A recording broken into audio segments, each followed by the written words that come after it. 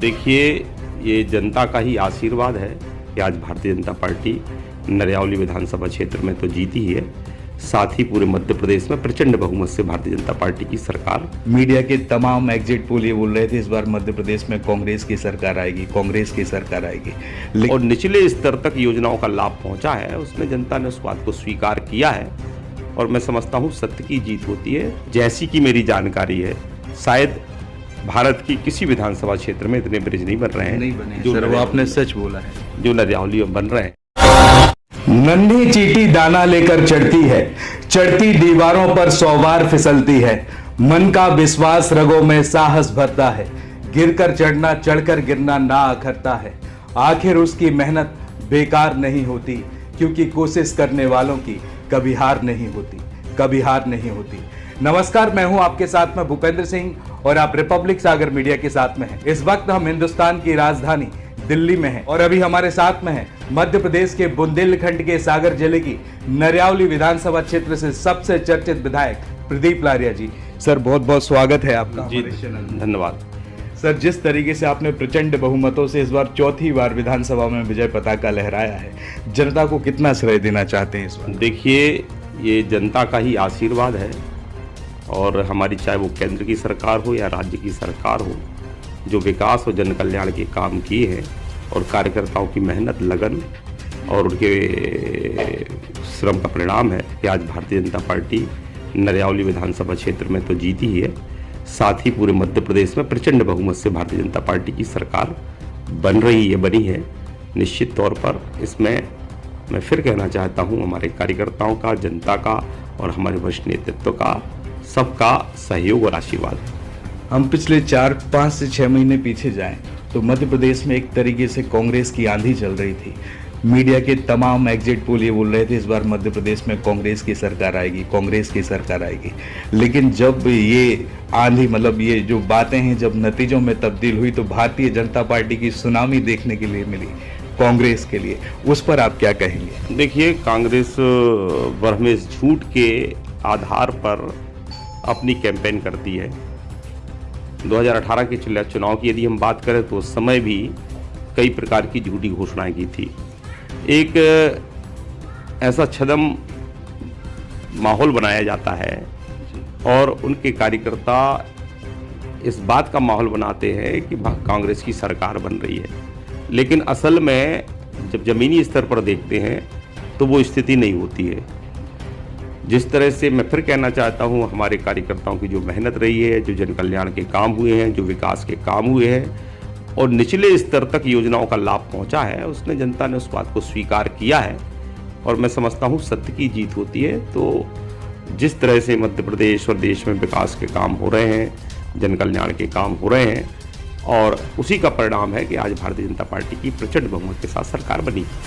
नरयावली विधानसभा में जो विकास की तस्वीर आपने पिछले 15 सालों में लिखी है, यानी कि जितने भी ब्रिजेस बने हैं, ब्रिजेस की हम बात करें तो मध्य प्रदेश में सबसे चर्चित मतलब सबसे हाईलाइटेड हैं, कितने ब्रिज कहीं पर नहीं बने। विकास की तस्वीर को अभी अब नरयावली विधानसभा क्षेत्र को किस प्रकार से देख रहा है? अभी ऐसे कौन कौन से कार्य होने हैं जिसमें जनता उम्मीद रखती है आपसे? देखिए, पिछले 15 वर्ष की बात करें यदि हम, तो हर क्षेत्र में विकास के काम हुए हैं। यदि सड़कों की बात करें तो जब मैं विधायक नहीं था और पहली बार बना, जब उसके बाद 2008 के पहले की स्थिति ये थी कि अधिकांश गांव में सड़कें नहीं थी, लेकिन आज 100% गांव तक हमारी सड़क पहुंची है। मजरा टोला तक, मतलब यदि छोटी से छोटी आबादी का गांव है, मजरा है, टोला है, वहां तक भी डामर की सड़क यदि किसी विधानसभा में बनी है तो नरयावली में बनी है। यदि हम बात करें सिंचाई की तो मैं समझता हूँ हमारे यहाँ कड़ान, बेवस, धसान नदी बह रही है, तो इन नदियों में भी 3 किलोमीटर पर डैम बनाने का काम हुआ है। भौगोलिक उस दृष्टि से यदि हम देखें कि जहाँ भी जलाशय बन सकता था, तालाब बन सकता था, उसको बनाने का काम किया है। कड़ान सिंचाई परियोजना की बात करें तो कुल मिलाकर सिंचाई के क्षेत्र में भी हमारी विधानसभा क्षेत्र आगे बढ़ा है। शिक्षा की बात करें तो हर 3 किलोमीटर में मिडिल स्कूल, 5 किलोमीटर में हाई स्कूल, 8 किलोमीटर में हायर सेकेंडरी स्कूल। तो आज़ादी के बाद जितने 55-60 वर्षों में high school, higher secondary school खोले थे, उससे 3 गुने हाई स्कूल और हायर सेकेंडरी पिछले 15 वर्षों में खोले गए हैं। 2 महाविद्यालय ITI नरयावली विधानसभा क्षेत्र में खोले गए हैं।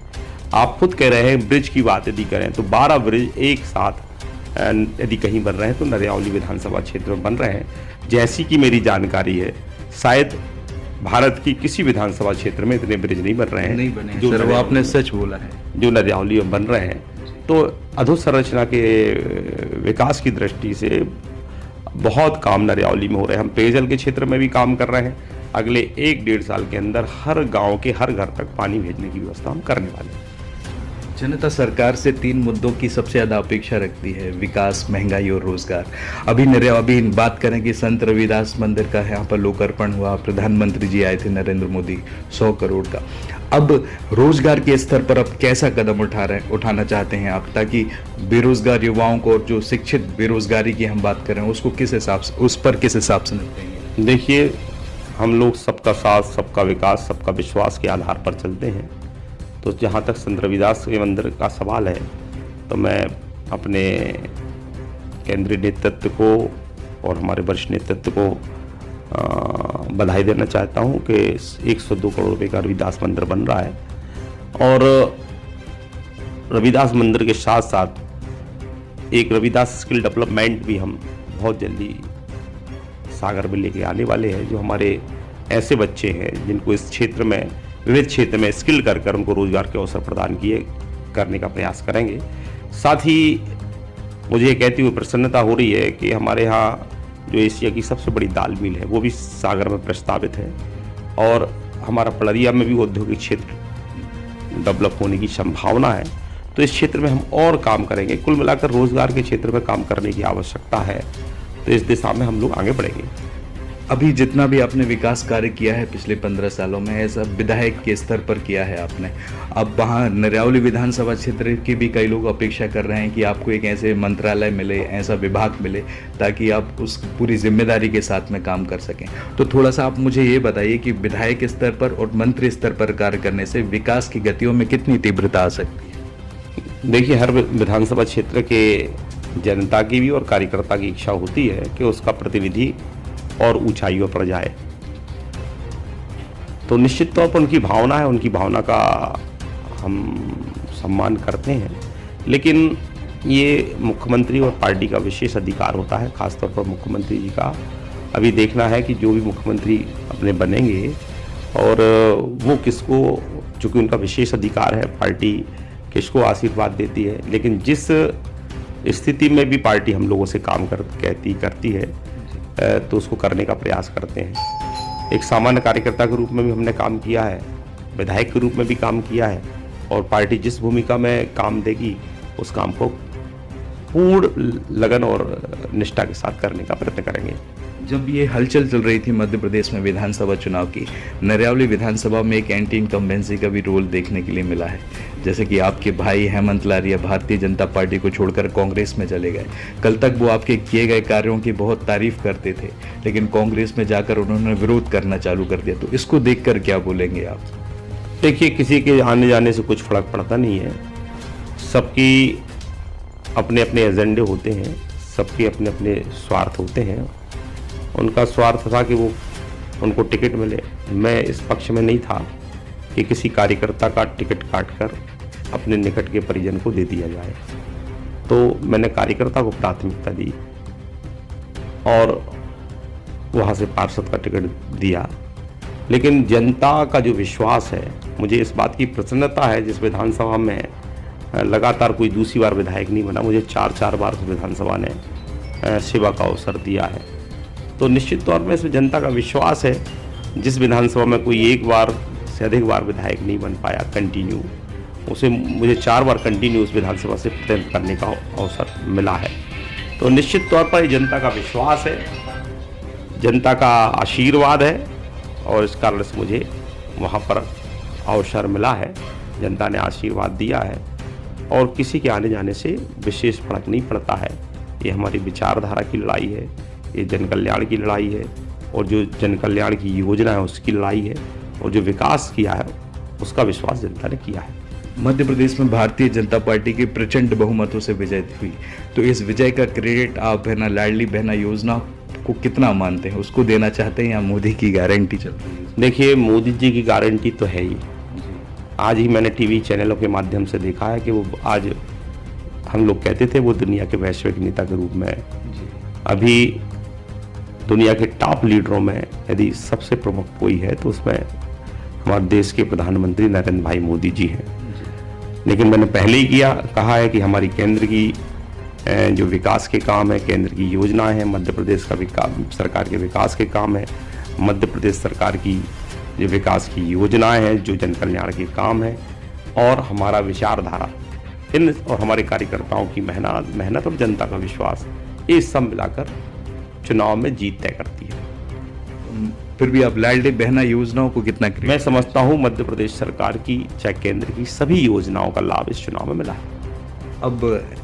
अब जो जनता आपने प्रतिनिधि के चौथी बार रूप में आ गए, अब जनता को क्या संदेश देना चाहेंगे कि भारतीय जनता पार्टी की सरकार पर विश्वास तो किया, अब सरकार कितना खरा उतरेगी जनता के विश्वास पर? मैं समझता हूँ कि चाहे हमारी राज्य की या केंद्र की सरकार हो, उसके माध्यम से प्रत्येक घर तक किसी न किसी योजना का लाभ मिला है। तो ये चाहे हमारी राज्य की सरकार हो या केंद्र की सरकार हो, ये मैं समझता हूँ कि हर आदमी के जीवन में उजाला लाने का प्रयत्न कर रही है। और आने वाले समय में मैं समझता हूँ कि और लोगों का जीवन स्तर कैसे उठे, मध्य प्रदेश विकास की दृष्टि से और कैसे आगे बढ़े, ये हम सब लोग मिलकर इसको प्रयत्न करेंगे और आगे बढ़ाने का काम करेंगे।